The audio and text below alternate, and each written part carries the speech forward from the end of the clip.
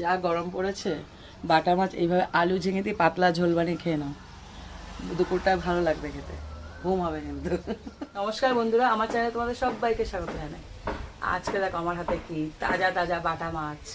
এই গরম পড়েছে তো, ছোট ছোট যত চারাপোনা বাটা, মানে আমার ছেলে জানে না কোনটাকে চারাপোনা বলে আর কোনটাকে বড় মাছ বলে, যাই হোক পাতে করে খেয়ে নেয়। যাই হোক, এরকম ছোট ছোট মাছ দিয়ে আজকে নিয়ে এসেছি ঝিঙে আলু দিয়ে পাতলা ঝোল করব।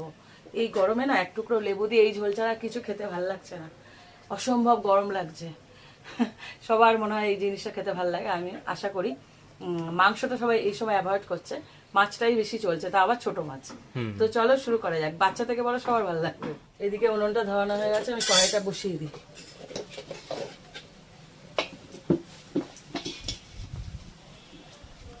কড়াইতে দিয়েছি তেল, এদিকে মাছটা নুন হলুদ মাখাতে হবে, এদিকে গরম হতে থাক, সেই ফাঁকে মাছগুলোকে মাখাই। মাছগুলো একদম ধুয়ে পরিষ্কার করে নিয়েছি, প্রত্যেক সময় মাছ আমি ধোয়া দেখাই না, একদম পরিষ্কার পরিচ্ছন্ন করে নিয়েছি। এবার আমি এর গায়ে লবণ হলুদ মাখিয়ে নেব। এই গরমে দেখবে খেয়াল করে, পাতলা ঝোল খুব ভাল লাগে খেতে, খাওয়া উচিত। আর খেতে ভালোও লাগে, অন্য কিছু খেতে ইচ্ছা করে না গরমে। দেখবে মানে এত গরম তো, মানে কিছু খেতে ইচ্ছাই করে না, মানে হয় না। আমি যেমন বেশি টক আর তেঁতুর উপর বেঁচে আছি, কি করব, গরমে কিছু খেতে ইচ্ছা। আজকে কালকে একটু বেরিয়েছিলাম, বেরিয়ে বলছে কি খাবে, ওর বাবা বলছে কি খাবে, আনছি আমি একটু আমলস্যি খাই, তারপরে একটু ফ্রুটি খেলাম, তারপরে কি খেলাম, ও ফালুদা দিয়ে কুলফি। হ্যাঁ, যত ঠান্ডার জিনিস। এই গরমে আমি না ফুচকা খাবো না চপ সিঙ্গারা, আমার ভালো লাগে না গরমে, তো একটু শরীরটা কিছু করে যেন ভালো লাগে। তো ততক্ষণ আমার মাছটা তেল মাখানো, মাছটা ততক্ষণ তেল মাখাচ্ছি না, হলুদ মাখাচ্ছি। ওদিকে তেলটা গরম হয়ে গেছে কিনা দেখতে গিয়ে মুখ দিয়ে তেল বেরিয়ে গেছে, তেল হলুদ সব এক হয়ে গেছে। আমি কত গল্প করি দেখো, ভুল ভাল যা পারি বলে দিই, তোমরা খুব ভালো, কিছু মনে করো না। আমি পার্সোনাল কত গল্প করি তোমাদের সাথে, কালকে ঘুরতে গেছি সে গল্প করি, তো তোমরা আমার পরিবার গল্প করো না, কি করবো, আমার ভালো লাগে। সে তো বটে, আরো ভালো লাগবে যখন আমার এই গল্প শুনে কেউ কমেন্ট করে ওই কথাটা যখন রিভাইভ করবে, আমার খুব ভালো লাগবে, যে তখন মনে হবে না আমার গল্পটা সার্থক হয়ে গেছে।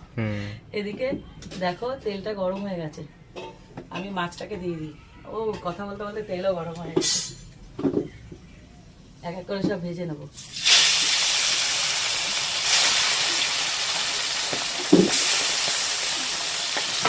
মাছগুলো সব ভাজা হয়ে গেছে এক এক করে, কি সুন্দর দেখতে লাগছে। হ্যাঁ, এটা কড়া ভাজা হয়েছে। একদম বাচ্চা মাছ কিন্তু বড় বড়, কচি কিন্তু বড়।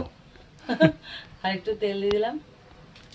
এবার এর মধ্যে দেখো লম্বা লম্বা করে আলু কেটে নিয়েছি, দুখানা আলু নিয়েছি মিডিয়াম সাইজের, এটাকে ভেজে নেব।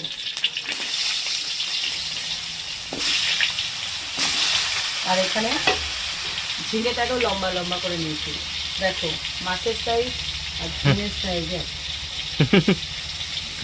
দেখতে। যখনই খেয়াল করবে যে আমরা সবজিটা, মানে সবজি বলো মাছ বলো রান্না করি, ম্যাচ করে করে করি। তো আজকে মাছের মতন করে লম্বা লম্বা ঝিঙে কেটে নিয়েছে, আলু কেটে নিয়েছে। তো আলুটাকে ভাজতে দিয়ে আমি নিচে একটা কাজ করলাম, এখানে মশলাগুলো বেটে নিই। এখানে নিয়ে নিচ্ছি জিরে, গোটা জিরে, জিরে ধনে বাটা দিয়ে করবো, একদম তাজা মাছ তো খেতে ভালো লাগবে। ধনেগুলো এবারে পেয়েছি, কি পরিষ্কার, কি সুন্দর, ধোয়ার পর আরো সুন্দর হয়ে গেছে, সাদা সাদা। আর নিচ্ছি এক টুকরো আদা, আর পুরো লঙ্কাগুলোই পেকে গেছে, গরমে পেকে গেছে, গরমে পেকে গেছে। না পাকা এমনি একটু আদা পাকা এনেছিল বাজার থেকে, আর রাখার পর আরো পেকে গেছে। এবার সব কটা আমি বেটে নেব। অনেকের আমি দেখেছি পেঁয়াজ ছাড়া মাছের ঝোল করে, আমি কোনোদিনও করিনি, জানি না কীভাবে খায়, তবে আমি কোনোদিনও করিনি। অনেকে বেশি করে পেঁয়াজ লাগে না, একমাত্র ইলিশ মাছ হলে ইলিশ মাছে পেঁয়াজ ছাড়া করে না, লাগে না, পাবদাতেও তাই। ধর সর্ষে বাটা করি, কিন্তু ওই আমি তাই জন্য একটু একটা হলেও মিডিয়াম সাইজের পেঁয়াজ কেটে নিয়েছি, ওটাও না হলে আমার মন শান্তি লাগে। এবার এটাকে বেটে নিই। আলুটা দেখো পুরো লাল করে ভেজে নিয়েছি। এইবার দিয়েছি ফোড়ন। প্রথমে ফোড়নটা দিলাম না কেন, পুড়ে যেতে পারে, তার জন্য আগে আলুটা ভেজে নিলাম। এবার দিয়েছি পাঁচ ফোড়ন। একসঙ্গে ভাজা হবে এবারে। হ্যাঁ, ফ্লেভারটা পুরো থাকবে। এবার পাঁচ ফোড়নটা দেওয়ার পর একটু নেড়ে নেবো। এইবার দিয়ে দেবো ঝিঙে। ঝিঙে তো নরম সবজি, দেখতে লাগছে এতগুলো, দুটো ঝিঙে দিয়েছি, ইয়া বড় বড়। এবার ওগুলো মজে যাবে, এর ম্যাক্সিমাম ঝিঙে আমার পেটে যাবে। ঝিঙে আমার ফেভারিট সবজি। আমি বলি তো আগে যেন অনেক গরু টরু ছিলাম, যত দুনিয়া শাক লতা পাতা সব আমার পেটে। আমার কি করবো, আমার ভালো লাগে সবুজ তরকারি। এটা ভাজা হতে থাকে, এদিকে আমি এটা বেটে দিই। আলু ঝিঙে সব কটা একসাথে ভাজা হয়ে গেছে। এদিকে আমার মশলাটাও বাটা হয়ে গেছে, জিরে আদা ধনে এদিকে পেঁয়াজ সব বাটা হয়ে গেছে। এবার এর মধ্যে সব মশলাগুলো এক এক করে দিয়ে দেবো। তোমরা খেয়াল করবে এই বাটা মশলা আর গুঁড়ো মশলা তফাৎটা, খেয়ে দেখো দারুণ লাগে খেতে, আকাশ পাতাল পার্থক্য হয়ে যায়, খেতে খুব ভালো লাগে। এবার দিয়ে দিচ্ছি পেঁয়াজ বাটাটা। অনেকদিন একটা মাছ খাই না, জানো তো আমার প্রিয় মাছ, এটা হলো কই মাছ। কই মাছ মনে মনে বলছিলাম। ওই যে ও জানে তো, খেতে ইচ্ছা করছে, খুব তাড়াতাড়ি আনবো কই মাছে একটা রেসিপি। হ্যাঁ, কই মাছের তেল নাকি? তেল কই মনে হয় শেয়ার করেছি। হ্যাঁ। কই মাছের আরো অনেক আছে। ফুলকপি আলু দিয়ে আমরা কই খাই, অনেকে জানে না, কিন্তু খেয়ে দেখো খুব ভালো লাগে। দিয়ে দিচ্ছি লবণ।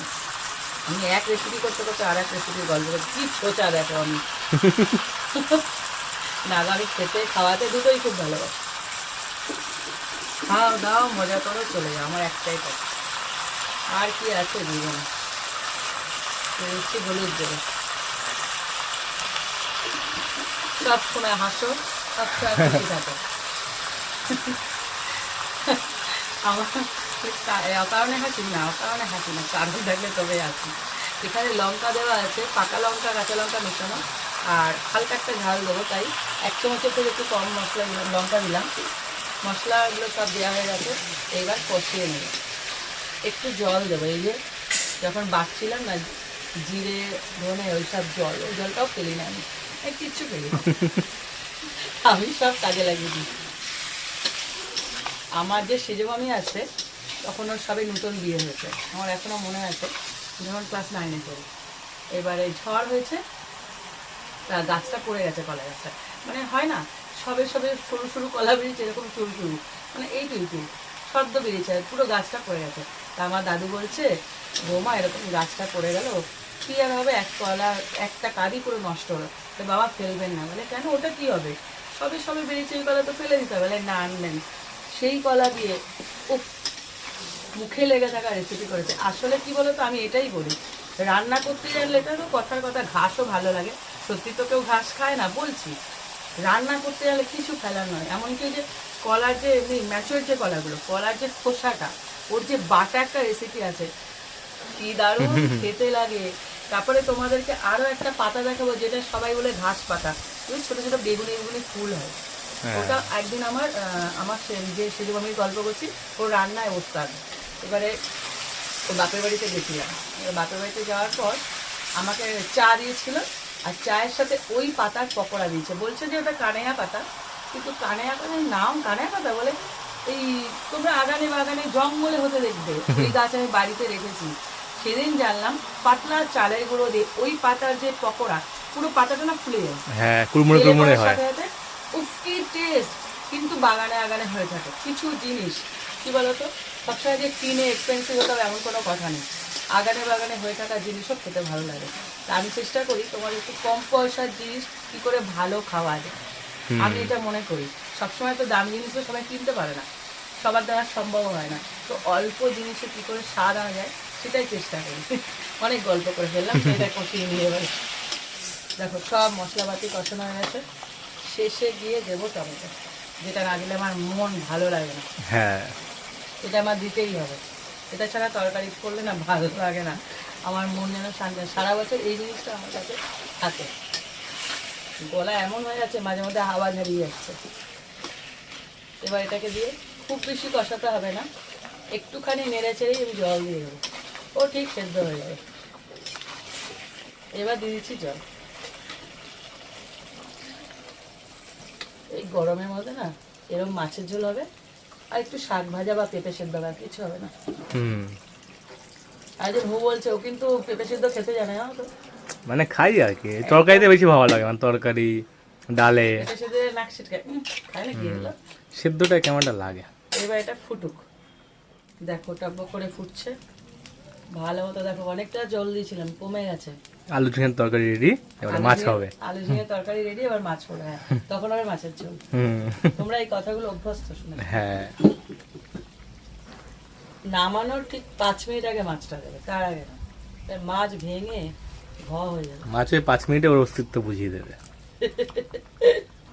হ্যাঁ, কি সুন্দর মাছগুলো। হুম, এবারে এটাকে একটু ডুবিয়ে দেবো, ডুবে যাও। হ্যাঁ, এবার ফুটবে। দুঃখের বিষয় ধনেপাতা তো নেই, এমনি ফোটো। হ্যাঁ, দেখো পাতলা ঝোল, যেরকম বলছিলাম সেরকমও পাতলা নয়। হ্যাঁ, আর একদম স্বাদ হবে। টেলটেলে ঝোল, কি সুন্দর হয়েছে। না, স্বাদ হবে। আর স্বাদ তো অবশ্যই, বাটা মশলা করেছি, হ্যাঁ। আর তাজা তাজা মাছ। তাও ঠিক। তৈরি হয়ে গেল বাটা মাছের পাতলা ঝোল ঝিঙে আলু দিয়ে। হ্যাঁ, তোমরা এই গরমে করে দেখো, ভালো লাগবে। ব্যাপক লাগবে। হ্যাঁ, অবশ্যই ভালো লাগবে। আর সবসময় বলি এই 5 ফোড়নটা দিয়ে দিও, ভালো লাগবে খেতে।